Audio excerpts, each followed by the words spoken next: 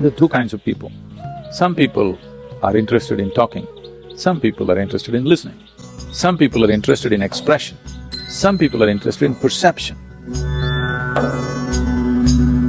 It is perception which enhances your life, not expression. I know you are a child of Freud. The modern psychoanalysis and psychiatry went about saying, you must express, otherwise you'll go crazy. You will express your madness. That's the biggest problem in the world. Everybody is busy expressing their madness in the world. Everybody is busy expressing their limitations in the world. Everybody is busy expressing their prejudices and opinions in the world. Birds are tweeting, it's a little more pleasant than all these human beings tweeting. Expression is like an expense of life, you're expending it. Perception is enhancement of life. Life for you should be about enhancing it, not about expending it.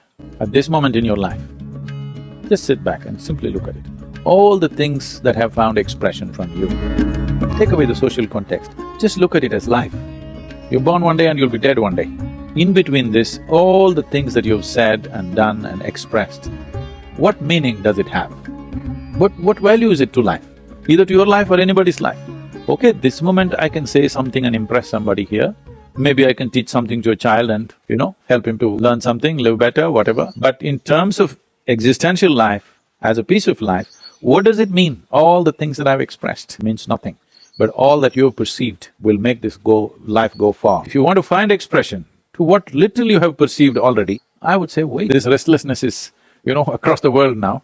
It used to be an American phenomena, but now it's everywhere. Everybody is restless. Before they are 20, they want their life to be done. Everything that you can do in your life should be done because there is a restlessness of wanting to be…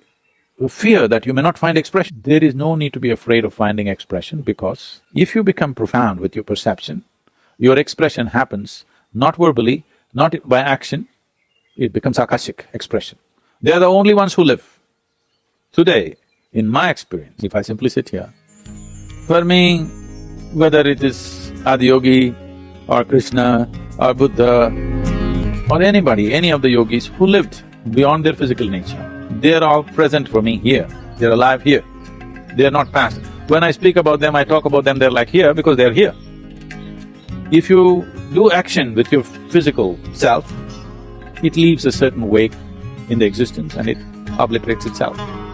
If you do something powerfully with your mind, it leaves a larger wake, but it'll obliterate itself after some time. If you reverberate your physical energy in a certain way, it will leave a much larger wake which has a much longer lifespan and it dies. But if you do something beyond that, if you do something with your fundamental consciousness, then the wake that you leave is forever. When the planet goes away, the solar system has its lifespan, when it implodes into itself or explodes whichever way it goes, even when the planet goes away, what certain people have left will not go. You heard of Markandeya?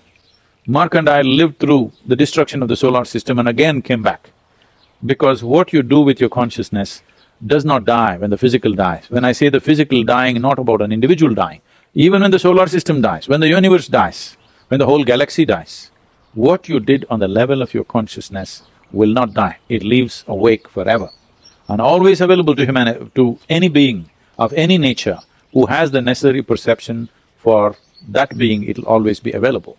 So, do not focus your life on expression, it'll go waste. Perception. Let this life be a lifetime of perception. All sadhana is oriented largely towards perception.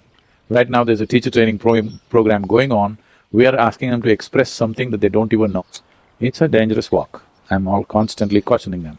A teacher must be alert, otherwise ignorance will take on an enlightened form, which is very, very dangerous, which is happening all over. This is what the books and internet is doing to people. Not knowing anything, you know everything. So, one of the most important things if you want to build your akashic self with some strength and presence in your life, one thing is, why people go into silence for years? No expression, only perception. Let's hear what the creation and the source of creation has to say.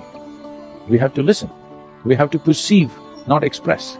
So sadhana is largely, 95% is perception-oriented. If you want to make it expression-oriented, we can easily do that. Start finding expression to all kinds of limitations that they have. The limitations that you have, it's best they don't find expression because it pollutes everything around you. I'm not saying that you are going to spread bad thoughts or bad emotions, bad energy, no. Limitedness is the biggest poison. It is not that you have to do something negative. Limitations are the basis of your suffering. Limitations that people have spread, limited ways of thought, limited ways of emotion, limited ways of experience, is the biggest poison that the humans have swallowed. The less expression it finds, the better it is. If it finds no expression, it's great.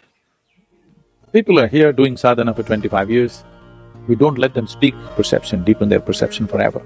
Because what you need to perceive is a zillion times, zillion times larger than what you could ever express.